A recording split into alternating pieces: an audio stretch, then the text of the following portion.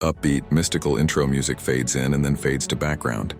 Have you ever heard a story so grand, so full of magic, mischief, and profound wisdom that it feels like it contains the entire universe within it? Today we're diving into the epic life of a figure who is a prankster, a lover, a warrior, and a divine guide all at once.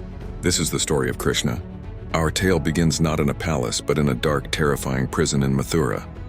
A prophecy had foretold that the eighth son of Princess Devaki and her husband Vasudeva would be the end of the tyrannical King Kansa. Kansa, who was Devaki's own brother, was so paranoid that he chained them up and killed their first 6 children the moment they were born. But the 7th, Balarama, was miraculously transferred to another womb, and then on a stormy, pitch-black night the 8th child was born. This was Krishna. As soon as he arrived, a divine magic filled the cell. The guards fell into a deep sleep. The chains fell from Vasudeva's feet. A celestial voice commanded him, "Take the child across the Yamuna River to the village of Gokul. Exchange him with the newborn daughter of Nanda and Yashoda." Imagine this scene.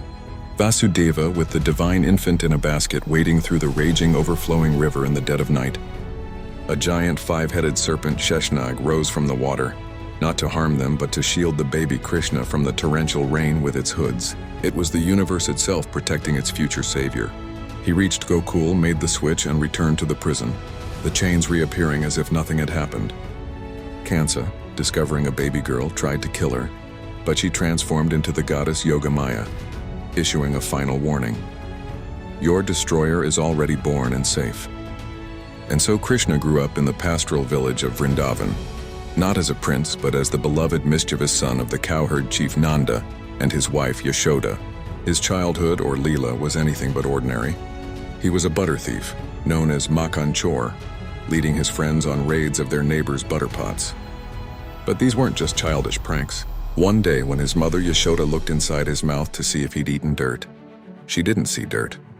She saw the entire cosmos, all the stars, planets, and galaxies swirling within her little boy. She fainted, realizing for a moment that her son was no ordinary child. Krishna's divine power was often on display, protecting his village from demons sent by Kansa.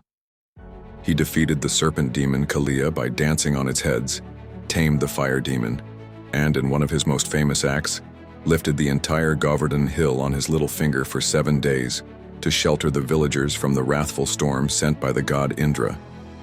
As a young man, Krishna was the heartthrob of Vrindavan. The music from his flute would enchant every living being, and the gopis, the milkmaids, would leave everything to dance with him in the moonlit forest. His divine love story with Radha is one of the most celebrated tales of spiritual devotion, symbolizing the soul's deep yearning for the divine. But the idyllic days in Vrindavan had to end. The prophecy called. Krishna, now a young man, traveled to Mathura with his brother Balarama. There he confronted and finally defeated his tyrannical uncle Kansa, liberating the people and restoring his grandfather to the throne. His journey didn't stop there. He became a kingmaker, a masterful strategist, and a philosopher. He established the magnificent city of Dwarka, a fortress in the sea, and he played a pivotal role in the greatest epic of all, the Mahabharata. It was on the battlefield of Kurukshetra, seeing his dear friend and cousin Arjuna paralyzed with doubt about fighting his own kin, that Krishna revealed his ultimate form. He delivered the sacred wisdom of the Bhagavad Gita. It's a conversation between a man and God, a guide to life about duty, righteousness, and the nature of reality. He wasn't just a warrior king, he was a Jagadguru, the teacher of the world.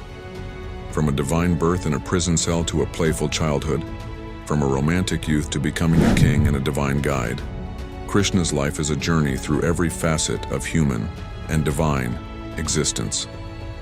His story teaches us that divinity can be found in laughter, in love, in duty, and in the quiet wisdom that guides us through our toughest battles. He is the ultimate reminder that even in the darkest of times, a divine plan is unfolding. Mystical music swells and fades out,